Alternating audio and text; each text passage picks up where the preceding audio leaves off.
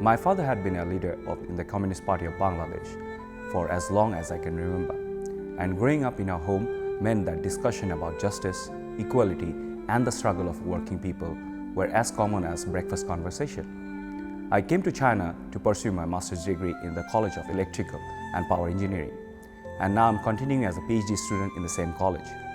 What I found here has transformed not only my academic understanding, but my entire worldview.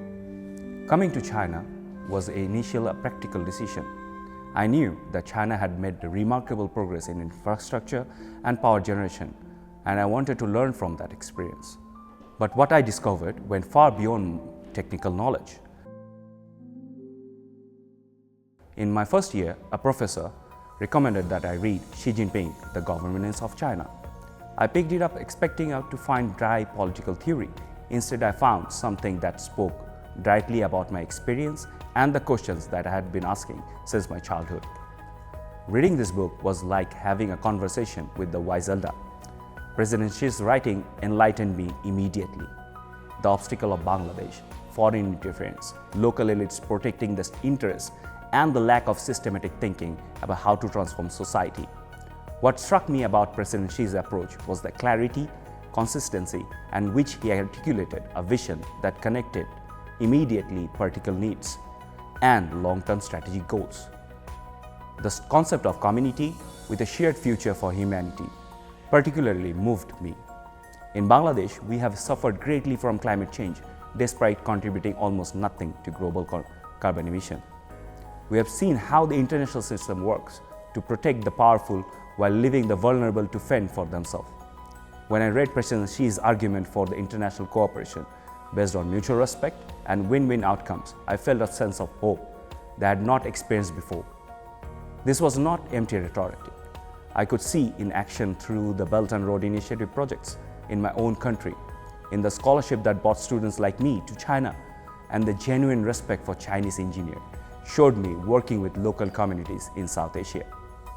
The more I read, the more I understood that Xi Jinping's thoughts on socialism and Chinese characteristics for a new era represent something profound, a living, developing Marxism that has been tested and refined through decades of practice.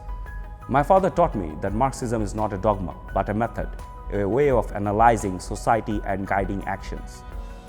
In President Xi's writing, I saw this method applied with a remarkable sophistication to the challenges of 21st century. The emphasis on innovation while maintaining a social stability, on opening up while preserving the cultural identity, and on economic development while protecting the environment all demonstrate a dialectical approach that I found intellectually compelling and emotionally satisfying. Living in China for 6 years has allowed me to see the results of these ideas with my own eyes. I have traveled to rural villages where elderly farmers have been access to world-class medical facilities through telemedicine system. I have visited factories where workers participate in decision-making process that affected their daily lives. I have seen how the anti-corruption campaign has restored public trust in the government institutions. These are not abstract statistics. They are lived experience of the hundreds of millions of people whose life has been genuinely improved.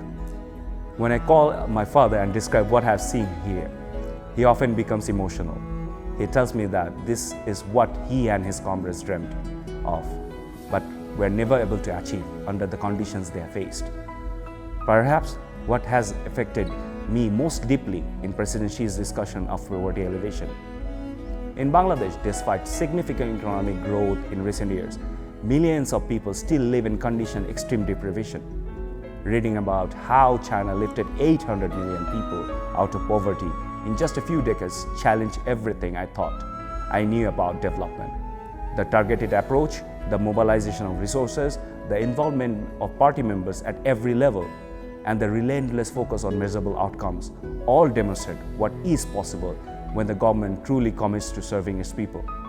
I have visited former poverty-stricken areas in Shanxi province and spoken with the elderly residents who remember when they did not have enough to eat.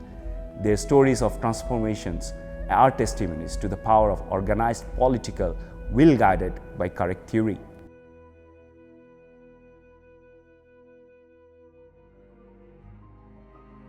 My experience studying at Taiwan University of Technology has reinforced these lessons daily.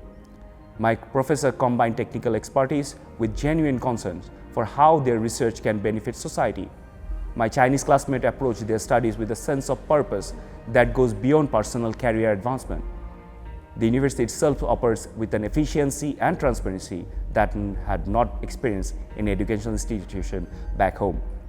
When I discussed this observation with my father, we both agree that what we are seeing is the practical application of the principles of the communists have advocated for generations, now realized in conditions where they can genuinely flourish. The book has also helped me to understand my own identity and the purpose more clearly. As a communist from Bangladesh studying in China, I sometimes felt caught between different worlds. Xi Jinping, the governance of China, helped me to see that my position is not a contradiction, but an opportunity. The vision of a community with a shared future for humanity means that my work here is not simply about acquiring a degree to advance my personal career. It's about building the knowledge and relationship that can contribute to the development of my own country and broaden the solidarity among people. I'm now in the final stage of my PhD research focusing on renewable energy system and the interaction into existing power grids. Every day I draw on the theoretical framework I developed through studying President Xi's writing. When I encounter technical problems, I try to approach them with same systematic and dialectical thinking that characterizes his analysis of social issues. When I collaborate with Chinese colleagues, I try to embody the spirit of mutual respect, common purpose that he advocates in international relations.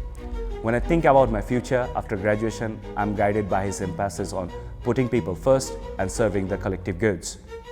Living in China for 6 years has been the most transformative experience in my life. I came here as a student seeking technical knowledge. I live as a communist who has seen what is possible when theory and practice are united in serving the people. Xi Jinping, the governance of China, has given me the guide through this transformation, offering wisdom that I will carry with me for the rest of my life. When I return to Bangladesh, I will carry more than a doctorate degree. I will carry out the lessons on how a determined people led by the party committed to their well-being and guided by correct theory can transform their country and contribute to the transformation of the world. My father gave me my first introduction to communism. China and President Xi's writing has shown me what it can become.